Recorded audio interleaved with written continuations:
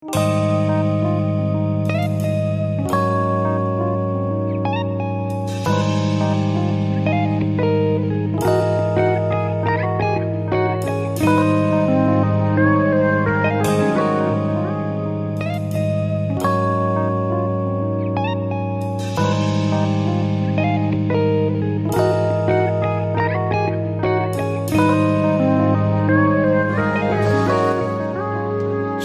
orman ideal. Bence orada kamp yapmalıyız.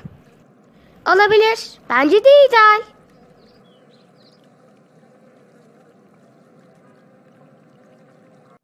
Buradaki bayılan kız da kim? Hey, sen de kimsin? Uyansana. Tatlım, sen şuradaki taşa otur. Ben de etrafa bakayım. Belki tanıdığım birisini bulurum. Bulursam da getiririm buraya. Evren nerede? Uzaylı nerede? Nereye gittiler?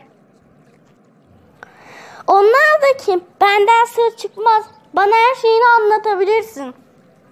Uzaylı arkadaşım Evra'yı kaçırdı. Vallahi ben hiç kimseyi görmedim gelirken. Arkadaşımı bulmama yardım eder misin? Tamam, hadi gel arkadaşını arayalım.